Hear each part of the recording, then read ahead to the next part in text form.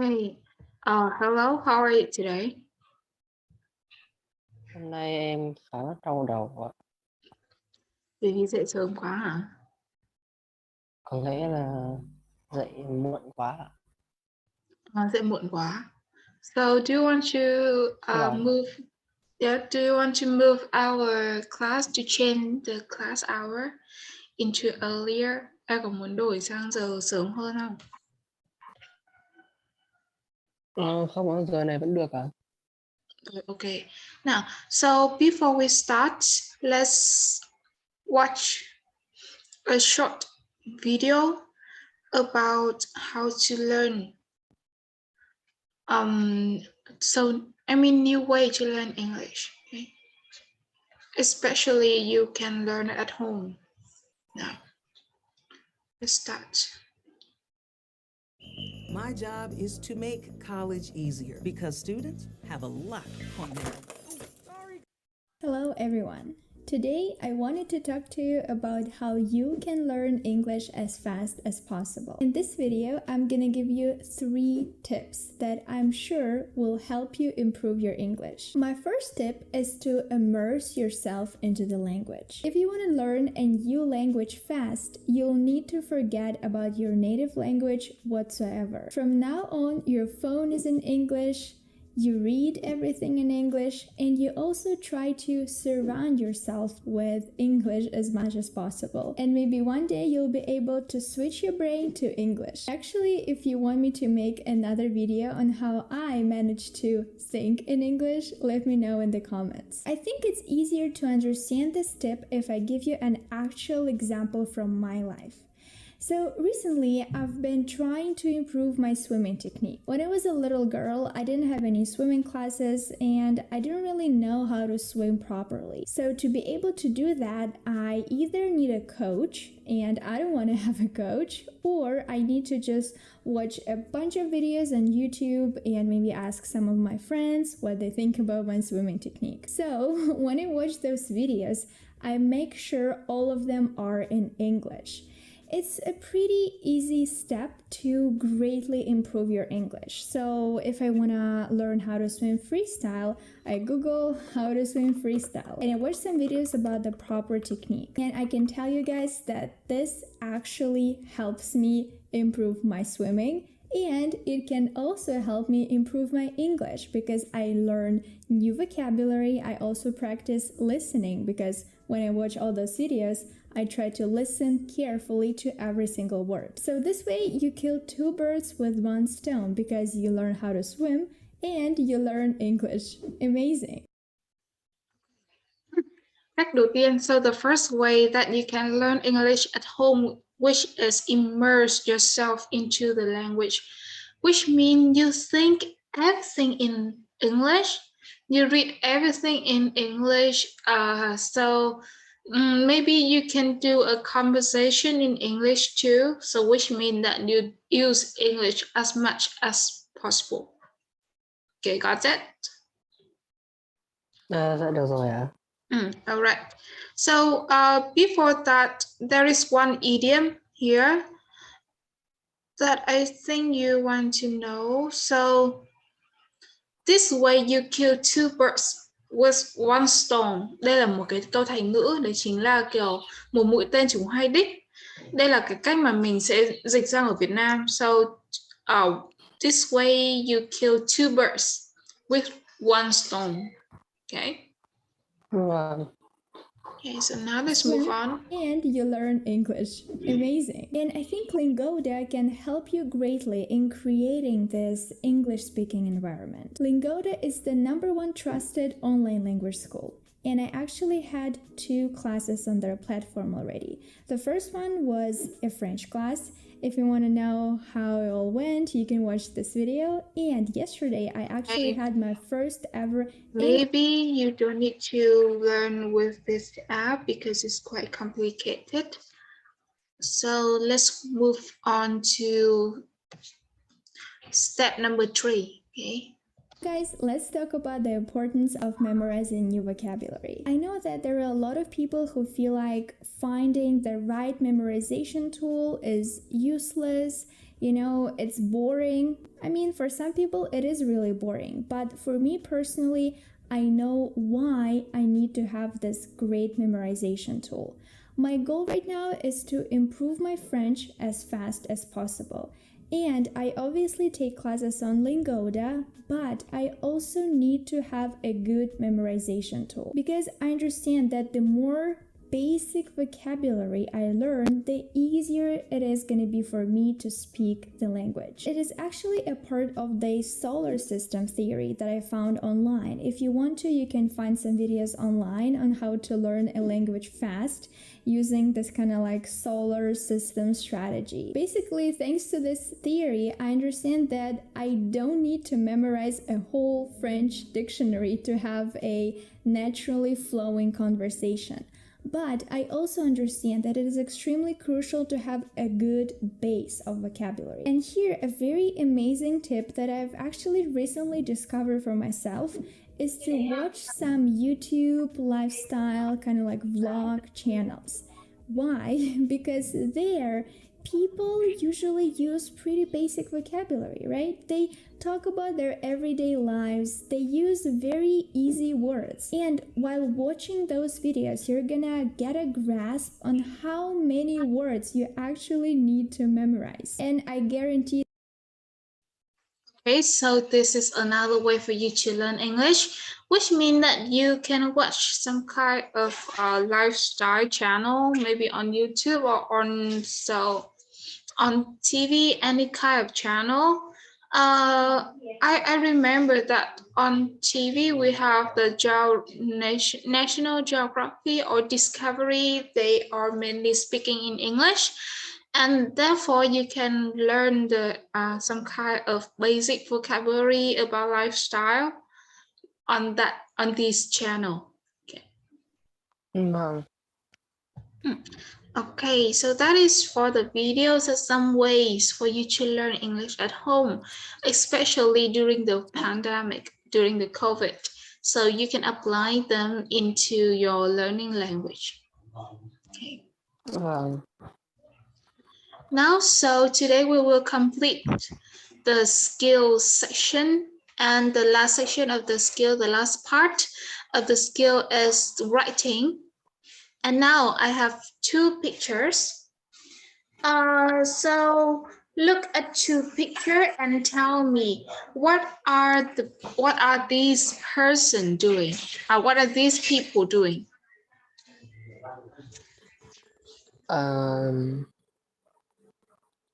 They are using their computer. Yes, exactly. They are using their computers. So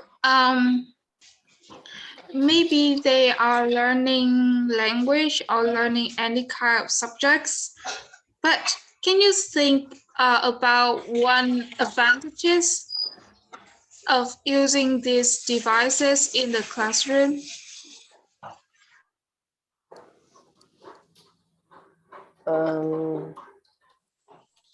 Adventure. Yeah, em nghĩ đi đợi cô một chút để cô đóng cửa.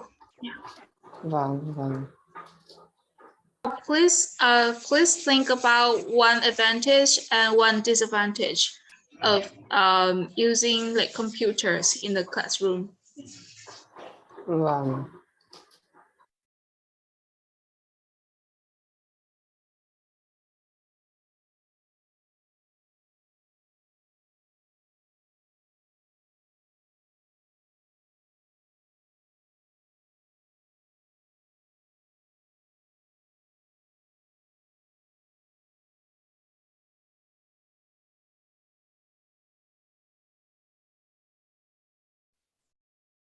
Okay, have you got it? Hello.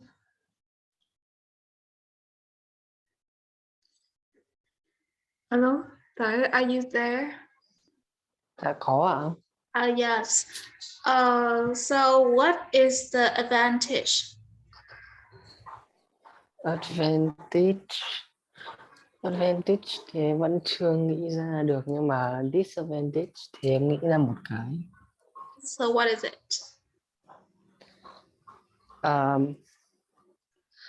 students can distraction from the lesson. Okay, so which mean that you yeah, what else? Thì người ta kiểu là vừa học vừa có thể làm việc khác ạ. Okay, so which means that the students, when using the computer, may get distracted, right? Vâng, vâng, So they can do something else on the computer. Để cô một chút cho vâng. cái ký.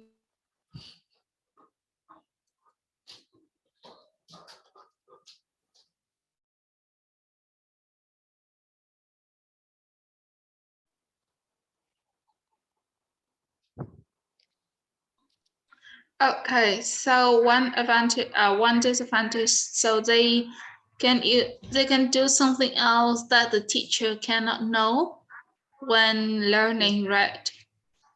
Vâng, vâng. Okay, so how about advantage? Maybe using the computer. So for example, do you know the word systematic?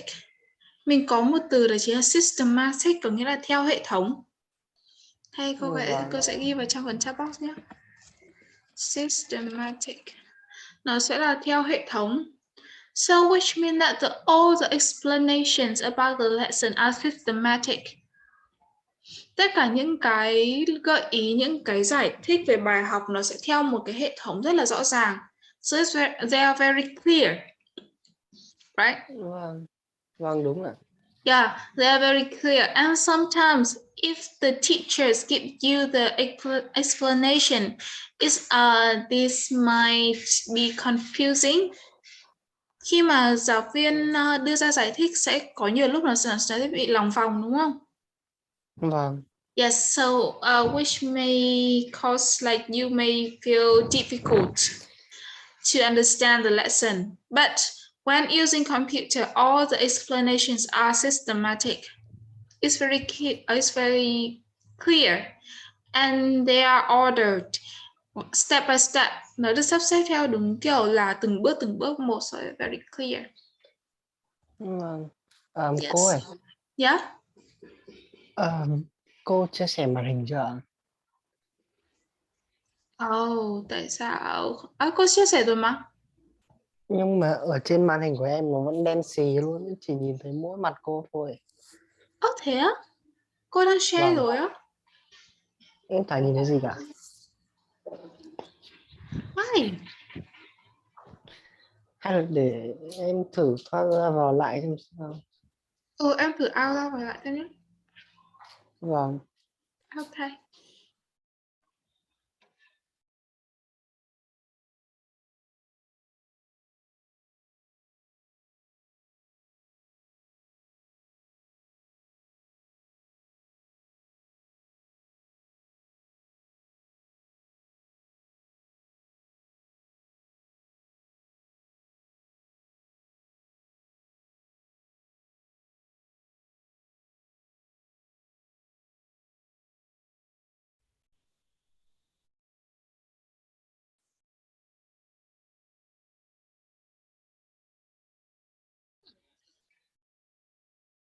Ba thiết bị ở đây nhỉ? Hello? Dạ em vào rồi ạ. Em bây giờ thì nhìn thấy rồi ạ. Oh, okay. Cool. No, so this is the advantage of using computer.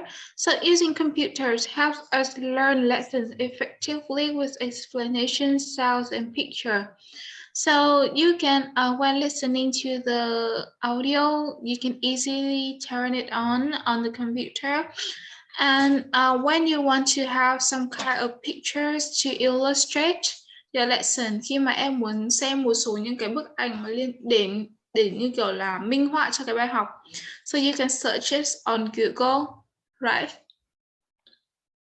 Right. Okay, so which means that you can learn on the computer with a very clear explanation, sounds, and effects, and the pictures. And one disadvantage here I have is the computer makes our eyes tired. When you're looking at the computer for a long period of time, It may cause your eye strain. Mình có một cái cụm đó chính là eye strain, tức là kiểu mắt nó bị mỏi. Yeah. Vâng. Okay. Now, this is exercise number 2. And in this exercise, you have to read 6 sentences about some advantages and disadvantages of using electronic devices in learning. And your job is to write A if it is an advantage, or D if it is an a disadvantages. Okay. Now, are you ready to do it? Hello? Can you hear me? Có ạ. Ok. Chắc vừa nãy mạng của bị lag hay sao á? Rồi, nào. Vâng, là Rồi, so can you read me sentence number 1? electronic device distract students from their studies. Students may play games, test, chat, and cheat. Type the question and search for answer on the internet. Okay, so this is you have said before. Đây là cái mà em vừa nói lên trước đúng không? So D or A? Vâng. D ạ. Yes, exactly. So D.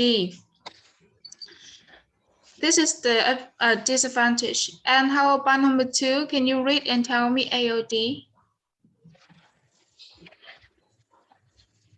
Đọc cả câu 2 ạ. Yes. They help students communicate with each other or relax by listening to music and playing games when they are bored and tired of studying. Em Okay. nghĩ đây là A ạ. Yes, exactly. This is A because the computers can help you to relax, especially in the break time. Okay, in the break time, you can relax by listening to music or reading a book on the computer. And number 3, now students may have access to inappropriate information, videos, and pictures, spend many hours reading and watching, and forget about their projects or assignments. Okay, so A or D? A ạ. So can you think again? So which mean that this sentence, so the students can access to some kind of dark website, so they can watch video, they can read wrong information. You can so you can look at the very like evil pictures, and you just keep reading and watching, and you don't do your project or assignments. So A or D? D em nhầm. Okay, very good. So this is D. And number 4, students have studied better by using helpful learning apps on smartphones, laptops, tablets, and other media players, so such as dictionary, spelling, translation, pronunciation, and other apps. A or D? A ạ. Yes, very good. This is A.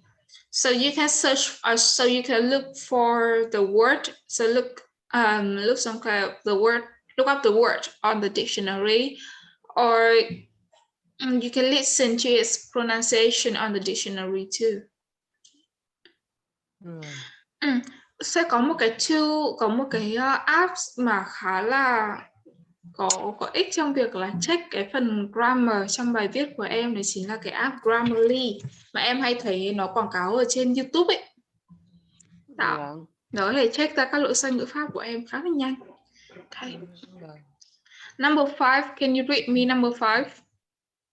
Number 5, students might take embarrassing picture of other share them on the internet, or use them to demand money or force people to do things for them.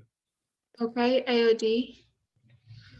The Yeah, cái này nó chính là đi, giống như là kiểu chụp những cái bức ảnh dìm hàng người khác ấy và sẽ post nó lên trên Facebook or like social devices, những cái trang mạng xã hội, and then use them to demand money. So what do you think? What does that mean? Có nghĩa là gì nhỉ? tống tiền à? Yeah, exactly. Tống tiền hoặc là bắt người khác làm việc gì đó cho mình. Okay. And number 6, can you read and tell me AOD?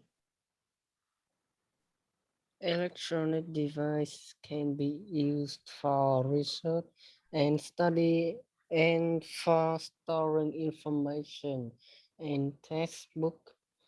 This can save time and money and make student backpack light. Đây là Yeah, very clear. Rất là rõ rồi. So can be used for research or study, for storing information as textbooks. Như bọn cô bây giờ là hoàn toàn xem sách là sẽ xem ở trên cái bản PDF chứ không xem sách bản mềm nữa, xem sách bản cứng nữa. Hầu hết là sẽ xem sách bản mềm. Và like even when we go to school, when we go to the university, the only thing that we bring to us is only the laptop, or it's at least we have the pen or pencil. So only a pen or pencil and the laptop, because we learn, we look at the book online. Yeah. Được mang thì sướng lắm cô. Em phải Yeah. tính sách vở liền lắm. Đến khi mà em lên đại học ấy, mà em kiểu học trong một cái giảng đường rất là đông, kể cả đông như thế thì em vẫn có thể lôi laptop ra ghi bài được mà.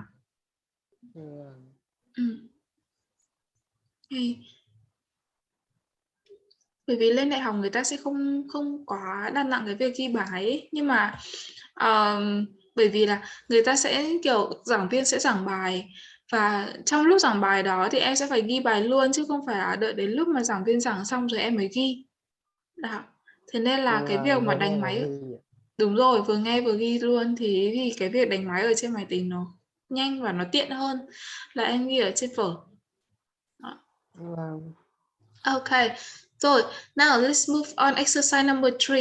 Read the following text about the disadvantages of using electronic devices in class, and underline words or phrases that the writer used to link the ideas in number 2 together. Đây là những cái ý mà mình vừa làm xong ở exercise number 2 ở bài tập số 2, và bây giờ thì công việc của mình sẽ là đọc cái đoạn text này, và sau đó đây là một đoạn text về các tác hại về việc sử dụng các thiết bị điện tử ở trong lớp, và công việc của em sẽ là gạch chân các từ nối mà giúp cho cái người viết nối các ý lại với nhau. Rất là dễ rồi đúng không? Nó rất là rõ rồi. Nào, bây giờ cô sẽ cho em 2 phút để đọc qua cái bài text này, và sau đấy sẽ nói cho cô biết là những từ nối nào em có thể tìm thấy ở trong bài. Ok? Chỉ tìm những từ nối thôi hả? Đúng rồi. Vâng.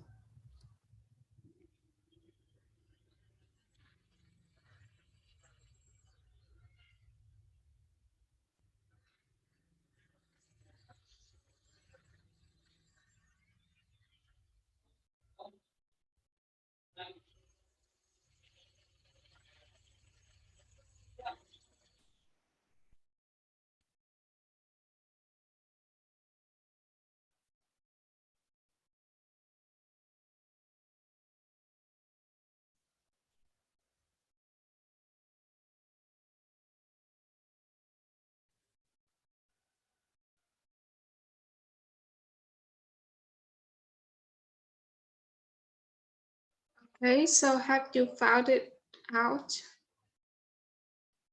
Em tìm ra chưa?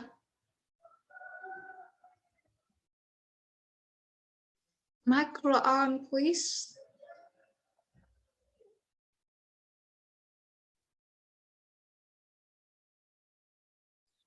Hải ơi, đi đâu rồi?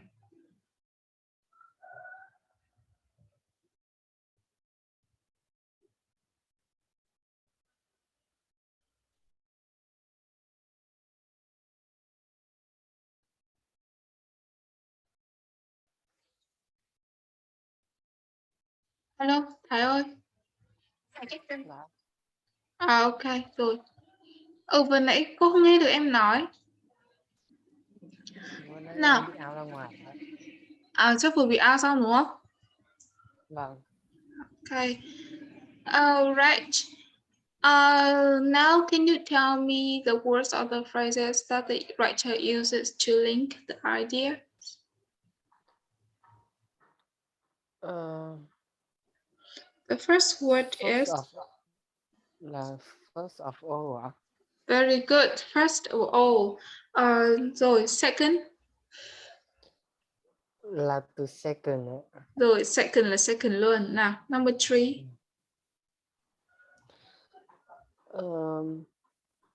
Last but not least ạ.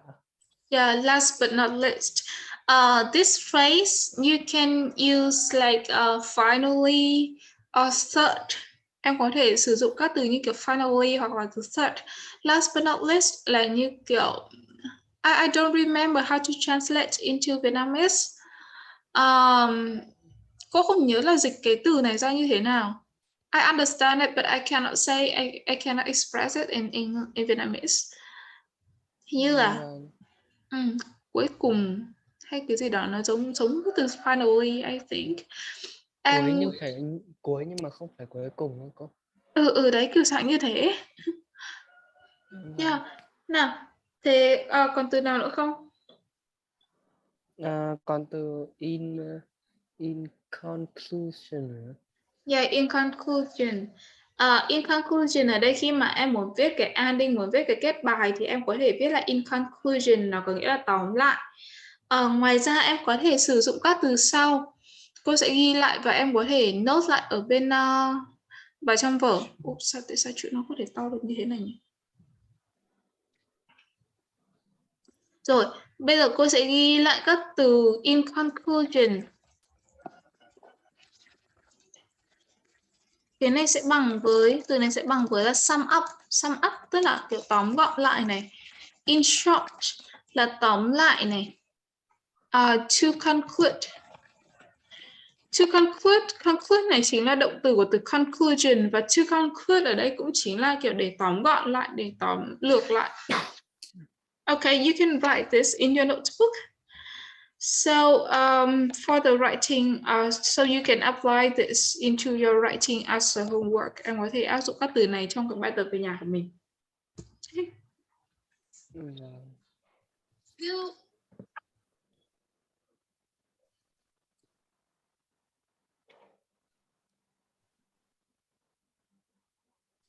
Thế khi nào ghi xong thì bảo cô nhé.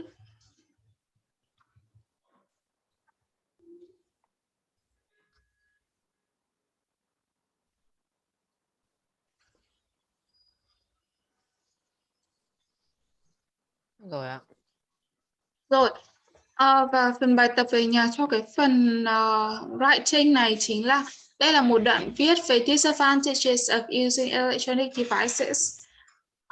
So your homework is to write a similar paragraph, một cái đoạn tương tự, but talk about the advantages of using electronic devices in class.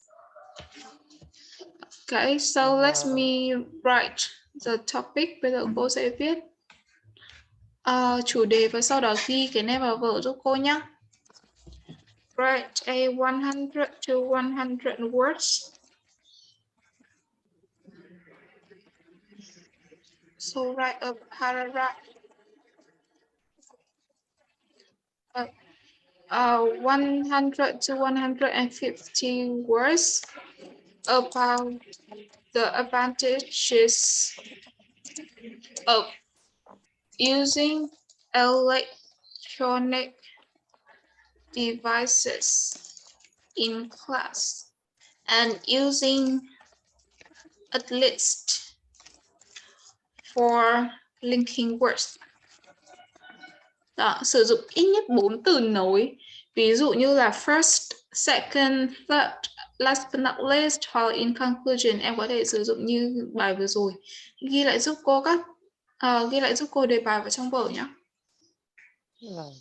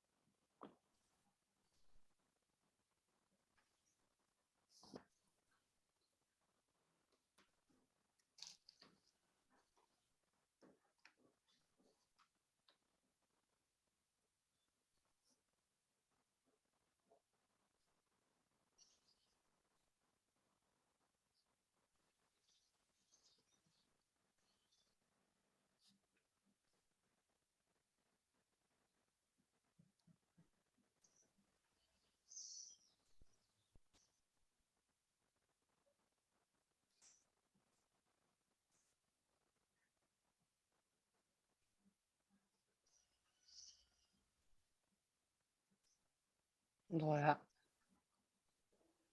Ok.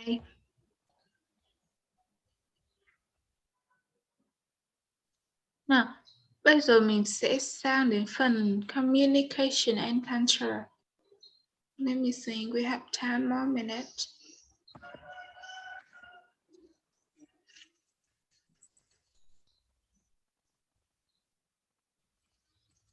Okay, maybe we don't have enough time to do this communication and culture.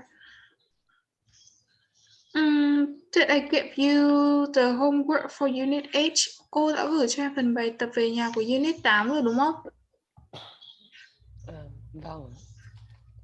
Ok. Bây giờ mình sẽ chữa phần bài đó. Để thì cô tìm. Where did I put it? Unit 7.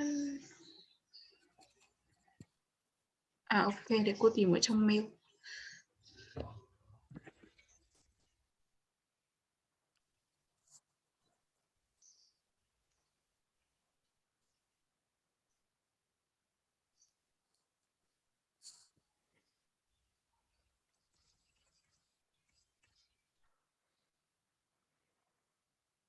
Unit 7.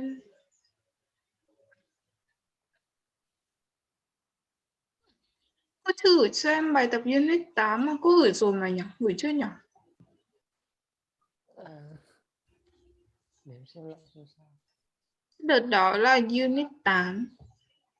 Ok, thế thì đợt trước cô có giao một cái bài reading của sách PET 1. Em đã làm chưa? Đây này, bài này này. Sách gì cơ? Đây, bài này em đã làm chưa?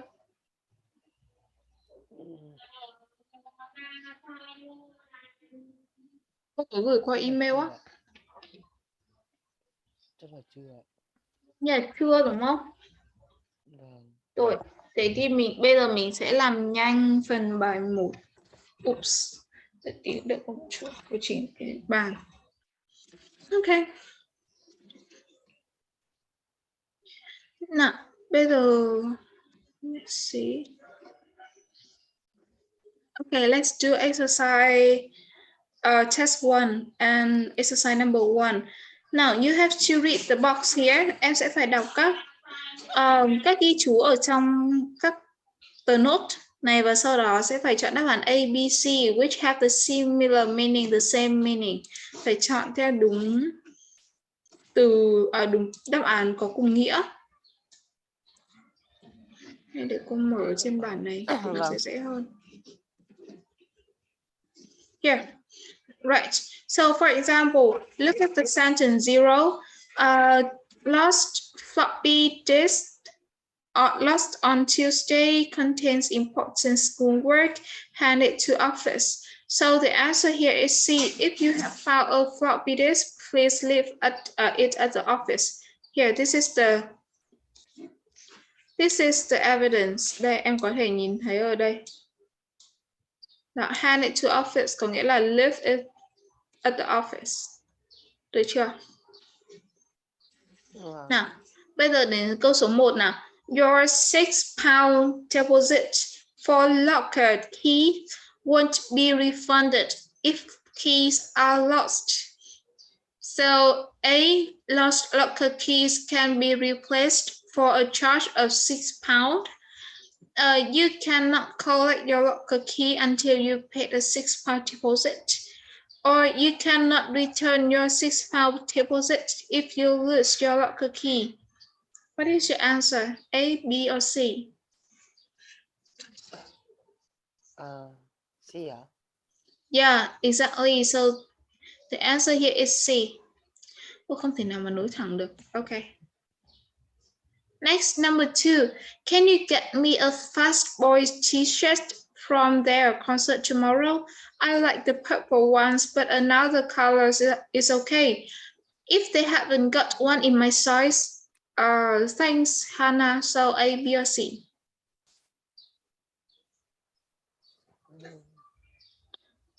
Các bạn của em là gì?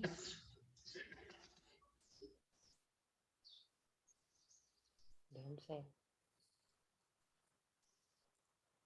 Em nói to lên nó hay rồi lo cô bé nhá. B ạ. B now, okay. Hannah would rather to have, yeah, exactly, okay, very good. Now, look at number 3.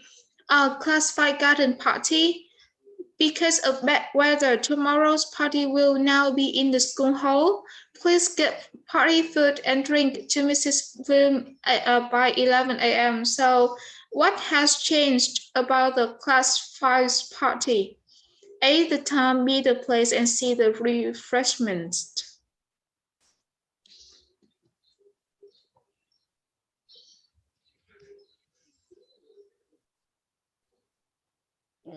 The place ạ? B ạ? Yeah, very good. B, the place. Where can you find the sentence? Em có thể tìm thấy đáp án ở đâu? Tomorrow's party will now be in the school hall. Ok, rồi. The school hall chính là cái hội trường của trường học. Okay, school hall. And number 4. Becky, don't forget for your Aunt Jane's coming to stay tonight. So can you make sure the house is neat when you go out this afternoon, Mom? Okay. Mom is writing too.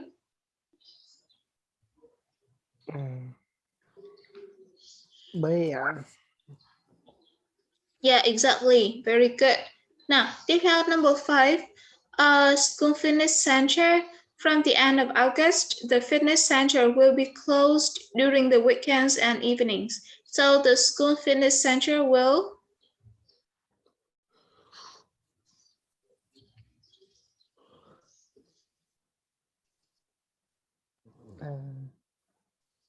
B ạ? Yeah, very good. Have shorter opening hours until the end of the August. Okay, very good.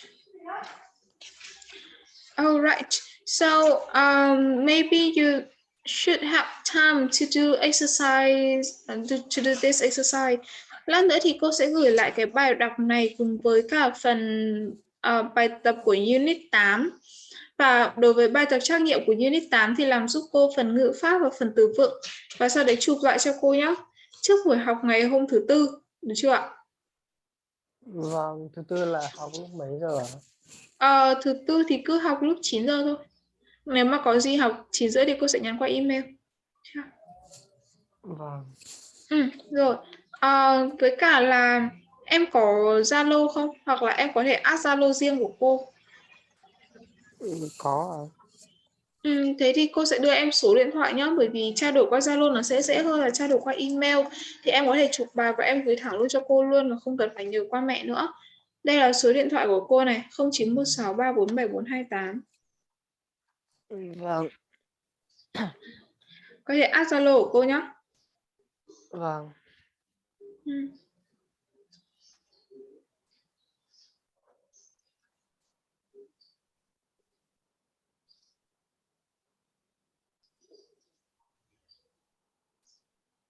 Rồi. Khi nào mà add Zalo thì có thể nhắn cho cô một tin để cô biết, có thể thả cái icon 2 cũng được. Để cô có thể gửi luôn bài tập qua Zalo luôn và đỡ phải check qua email nha. Vâng. Ừ. Rồi, có câu hỏi gì nữa không? Không ạ? Rồi, nếu như mà không có câu hỏi gì nữa thì có thể leave meeting được rồi. Okay, have a great day. Bye bye. Em chào cô. Chào em.